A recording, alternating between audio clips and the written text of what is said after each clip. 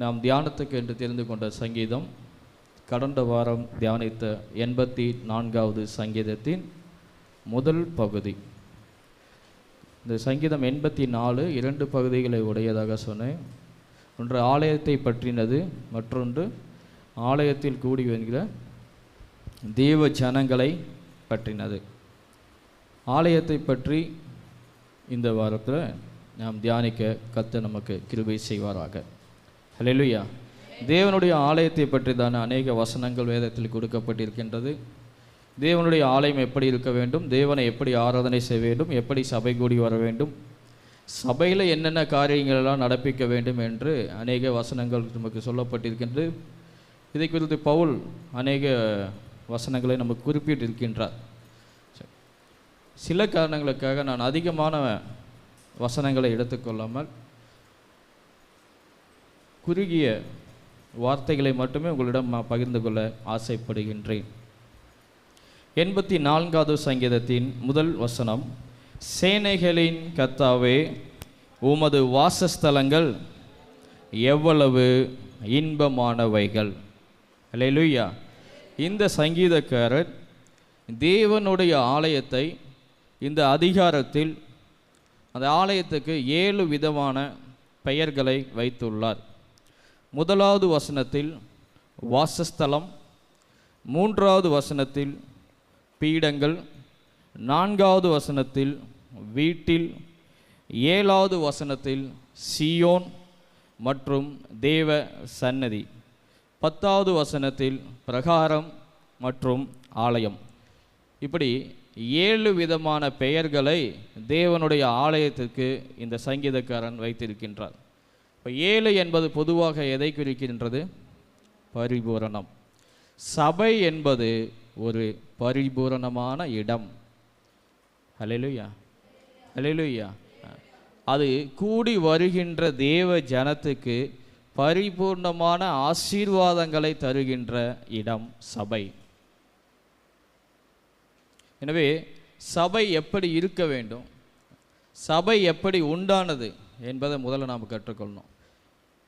பழைய ஏற்பாட்டின் நாட்களில், ஆதியாகமம், யாத்திராகமம், அந்த காலகட்டங்களில் தேவ ஜனங்கள் தேவனுக்கு முதலாவது பலிபீடத்தை கட்டி அவருக்கு ஆராதனையை செய்தார்கள், பலிகளை செலுத்தினார்கள்.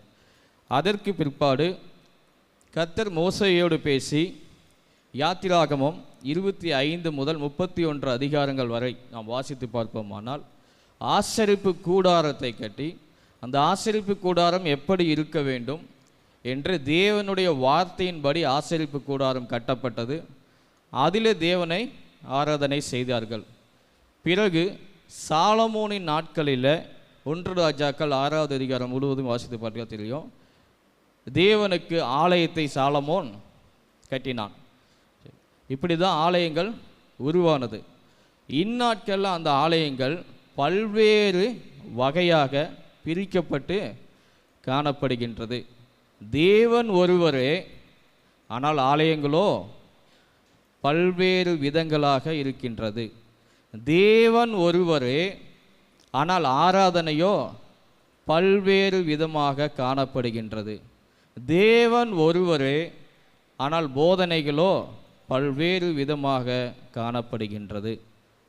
அல்லேலூயா, அல்லேலூயா. சரி, ஆலயம் என்பது எதற்காக? ஏன் ஆலயத்தை கட்டினார்கள் சொல்ல முடியுமா? தேவ ஆலயம் எதற்காக சொல்லுங்க. எதுக்கு நம்ம தேவநாடுக்கு ஆலயம் கட்டுறாங்க? தேவனை ஆராதனை செய்வதற்கு. அடுத்து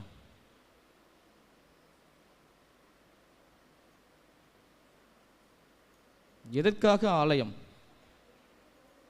தேவனை தொழுது கொள்ளுவதற்கு ஆலயம். அடுத்து இன்னும் தேவனுடைய சத்தத்தை, வார்த்தையை கேட்பதற்கு ஆலயம். இதற்காக தான் ஆலயம் உருவாக்கப்பட்டது. ஆனால் இன்றைய நிலைமை, ஆலயங்களிலே தேவனுக்கு முதலிடம் கொடுக்காமல் தேவனை தொழுது கொள்ளாமல் மனிதர்களை உயர்த்தி கொண்டு, மனிதர்களை தொழுது கொண்டு, மனிதர்களுடைய நாமங்களை, மனிதர்களுடைய அதிசயங்களை உயர்த்தி கொண்டு தேவன் சிறுமைப்பட்டு மனிதன் உயர்த்தப்பட்டு கொண்டிருக்கின்றான். இன்றைய ஆலயங்களின் நிலைமை, தேவனுக்கு ஆராதனை செய்வதை விட்டுவிட்டு மனிதனுக்கு அவர்கள் என்ன அற்புதங்களை செய்தார்கள், அவர்கள் மூலம் என்னென்ன காரியங்கள்லாம் இந்த உலகத்தில் நடப்பிக்கப்படுகின்றது, அவர்கள் என்னென்ன ஊழியங்களை செய்கின்றார்கள் என்று மனிதர்களை உயர்த்தி கொண்டு இருக்கின்றது இன்றைய தேவ ஆலயங்கள்.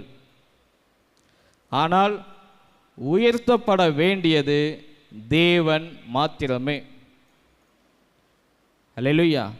ஒரு சபை என்று இருந்தால் அந்த சபை தேவனை மாத்திரமே உயர்த்த வேண்டும், தேவனுக்கு மாத்திரமே முதலிடம் கொடுக்க வேண்டும், தேவனுடைய நாமங்களை மாத்திரமே சபையிலே அறிவிக்கப்பட வேண்டும். இதுதான் சபை.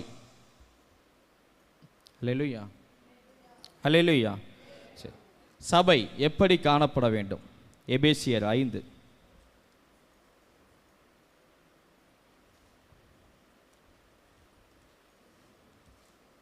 23. கிறிஸ்து சபைக்கு தலையாய் இருக்கிறார். ஒரு சபை ஒன்று இருந்தா, ஆலயம் ஒன்று காணப்பட்டா, அந்த ஆலயத்துக்கு தலை கிறிஸ்து மாத்திரமே. அல்லேலூயா. இன்னைக்கு அநேக ஆலயங்களில் கிறிஸ்து தலையா இல்லை, அந்த ஆலயத்தை நிறுவினவர்கள், அந்த ஆலயத்தில் போதிப்பவர்கள், அந்த ஆலயத்தினுடைய போதகர்கள் தலையாக காணப்படுகின்றார்கள். ஆனால் ஆலயத்துக்கு தலையாக இருக்க வேண்டியது கிறிஸ்து மாத்திரமே. வசனம் சொல்லுது, அவர் தலையாக இருக்கிறார், நாம் அவயங்களாக காணப்படுகின்றோம். ஹல்லேலூயா, ஹல்லேலூயா. அப்போ கிறிஸ்துவை மாத்திரமே முன்னிறுத்த வேண்டும், கிறிஸ்துவை மாத்திரமே உயர்த்த வேண்டும், கிறிஸ்துவை மாத்திரமே கனம் பண்ண வேண்டும், கிறிஸ்துவை மாத்திரமே துதிக்க வேண்டும். இதுவே ஆலயம். 24 போதும். அடுத்து, சபை யாருக்கு கீழ்ப்படிய வேண்டும்? கிறிஸ்துவுக்கு மாத்திரமே சபை கீழ்ப்படிய வேண்டும். கிறிஸ்து நமக்கு என்ன போதிக்கின்றார்? கிறிஸ்துவின் வசனங்கள், கிறிஸ்துவின் சத்தியம், கிறிஸ்துவின் போதனை, கிறிஸ்துவின் வார்த்தை, இதற்கு மாத்திரமே சபை கீழ்ப்படிய வேண்டுமே தவிர, சில போதகர்கள் தங்களின் சுயத்தின்படி, தங்களுடைய விருப்பத்தின்படி, தங்களுக்கு ஏற்றபடி போதிக்கின்ற வார்த்தைகளுக்கு, போதனைகளுக்கு சபை ஒரு காலம் கீழ்ப்படிய கூடாது. ஒரு காலம் அப்படி போதிக்கின்ற வார்த்தைகளை, அப்படி போதிக்கின்ற ஊழியர்களை சபை பின்பற்ற கூடாது. கிறிஸ்து உங்களுக்கு என்ன கற்றுக் கொடுக்கின்றாரோ, கிறிஸ்துவின் சத்தியம் என்னவோ அதற்கு மாத்திரமே சபையானது கீழ்ப்படிய வேண்டும். 27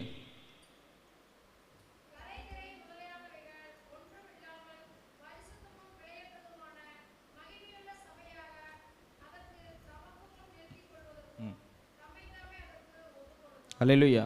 அடுத்து, சபை எப்படி காணப்பட வேண்டும்? கரை திரை அற்றதாக சபை காணப்பட வேண்டும். சபையை குறித்து அந்நியர்கள் எந்த விதமான புறம்பான வார்த்தைகளும் சொல்லாதபடி சபை காணப்பட வேண்டும். தேவனை அறியாத ஜனங்கள் சபையை குறித்து குற்றம் சாற்றுகின்ற வண்ணமாக சபையினுடைய செயல்பாடுகள் காணப்படக்கூடாது. இயேசு கிறிஸ்துவை பார்த்து, இவரிடத்தில் ஒரு குற்றத்தையும் காணேன். அதுபோல சபையை பார்த்து அந்நிய ஜனங்கள், ஏன் கிறிஸ்துவ ஜனங்களே சொல்லணும், இந்த சபையில் ஒரு குற்றத்தையும் காணேன். சபை குற்றமற்றதாக காணப்பட வேண்டும். ஹல்லேலூயா, ஹல்லேலூயா. சரி, யாத்ராகமம் 20:3.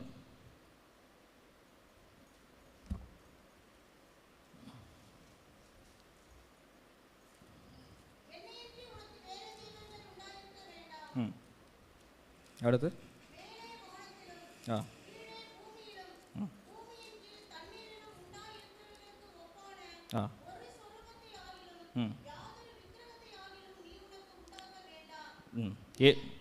ஏழு.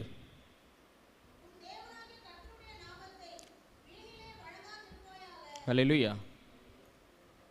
7வது வசனம், உன் தேவனாகிய கர்த்தருடைய நாமத்தை வீணிலே வழங்காதிருப்பாயாக. இது யாருக்கு கொடுக்கப்பட்டது? தேவனுடைய நாமத்தை வீணில வழங்காதப்பா. தேவனுடைய நாமம் தூஷிக்கும்படி, தேவனுடைய நாமம் குற்றம் சுமத்தும்படி, தேவனுடைய நாமம் மகிமை அடையாதபடி நீ வாழ்ந்திராத என்று யாருக்கு கற்பிக்கப்பட்டது? தேவனை அறிந்த ஜனத்திற்கு, தேவனின் அற்புதங்களை கண்ட ஜனத்திற்கு, தேவனின் சத்தத்தை கேட்ட ஜனத்திற்கு சொல்லப்பட்டது, என்னுடைய நாமத்தை, தேவனுடைய நாமத்தை வீணிலே வழங்காதிருப்பாயாக. இந்த நாட்களிலும் தேவனுடைய நாமத்தை வீணிலே வழங்குவது, தேவனுடைய நாமம் தூஷிக்கும்படியாக தேவனுடைய நாமத்தை அந்நியர்கள் பின்பற்ற முடியாமல் இருக்கிறதுக்கு முக்கியமான காரணம் தேவனை அறியாத ஜனங்கள் அல்ல, தேவனை அறிந்த ஜனங்கள் தான். இருந்து கொண்டீங்களா? கட்டளை சொல்லப்பட்டதுக்கு என்னுடைய நாமத்தை வீணில் வழங்காதன்னு சொல்லுது. அது இஸ்ரவேலர்களுக்கு கொடுக்கப்பட்ட கட்டளை, தேவ ஜனத்துக்கு கொடுக்கப்பட்ட கட்டளை, அந்நியர்களுக்கு அல்ல. இப்போ இதிலிருந்து நம்ம தெரிஞ்சிக்க வேண்டியது என்னன்னா, இந்த உலகம் இன்னும் தேவனை அறியாமல் இருப்பதற்கு காரணம் நாம் தான். கிறிஸ்தவ ஜனங்களின் செயல்பாடு, கிறிஸ்தவ ஜனங்களின் போதனை, கிறிஸ்தவ ஜனங்களின் நடத்தை தேவனுடைய நாமத்தை தூஷித்து கொண்டிருக்கின்றது. இந்த கட்டளையை அநேகர் பின்பற்றுவது இல்லை. தேவனுடைய வார்த்தையை போதிப்பதன் மூலமாக, தேவனுக்கு ஆராதனை என்ற பெயரில் நடத்துகின்ற களியாட்டுக்கள் மூலமாக, தேவனுக்கு நீங்கள் தசமபாக கொடுக்கணும், காணிக்கைகளை கொடுக்க வேண்டும் என்று சொல்லிய சுரண்டலின் மூலமாக தேவனுடைய நாமம் தூஷிக்கப்பட்டு கொண்டிருக்கின்றது. எனவே தேவனுக்கு நாம் காணிக்கைகளை கொடுப்பதிலும் தேவனுக்கு ஆராதனை செய்வதிலும் மிகவும் கவனமாக காணப்பட வேண்டும். அல்லேலூயா. இன்னும் சொல்ல போனால், நம்ம இந்திய நாட்டிற்கு தேசிய கீதம் ஒன்று உள்ளது. அது நம்ம தேசத்தை பற்றிதான ஒரு பாடல். இந்த பாடலை நாம் பொது இடங்களிலோ பொது மேடைகளிலோ அல்லது நம்முடைய இல்லங்களின் விசேஷங்களிலோ போட்டு நடனமாட முடியுமா? கலர் கலராக லைட் விட முடியுமா? புகை விட முடியுமா? டான்ஸ் ஆட முடியுமா? ஏன் முடியாது? அது ஒரு பாடல் தானே, நம்ம தேசத்தை குறித்து தானே ஒரு பாடல் தானே. ஏன் இந்த பாடலை யாரும் அப்படி பயன்படுத்துவதில்லை? ஒருவேளை அப்படி பயன்படுத்தினா தேச துரோக வழக்கு உங்கள் மீது பாயும். அப்போ வானத்தையும் பூமியையும் உண்டாக்கின கர்த்தருக்கு பாடப்பட்ட பாடல், இந்த தேசத்தையே உருவாக்கின தேவனுக்கு பாடப்படுகின்ற பாடல். இந்த தேசத்தில் வசிக்கின்ற ஜனங்களுக்கு தேவன் கொடுத்த அற்புதங்களை எண்ணி பாடப்படுகின்ற பாடல். அதற்கு கொடுக்க வேண்டிய கனத்தை தேவ ஜனம் கொடுப்பது இல்லை. எங்கே வேணா பாடலாம், எங்கே வேணா ஆடலாம்,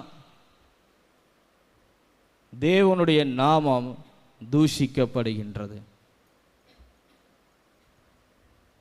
தாவீது நடனமாடினார், தேவனை நோக்கி பார்த்து ஆடினார், தேவனுக்காக ஆடினார். அல்லேலூயா, அல்லேலூயா. தேவனுடைய சத்தியங்கள் எப்படி போதிக்கப்படுகின்றது? உள்ளதை உள்ளவண்ணமா போதிக்கணும். ஆனால் அப்படி போதிப்பது இல்லை.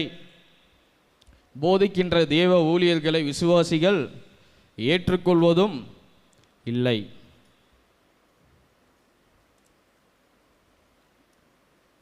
காணிக்கைகள்.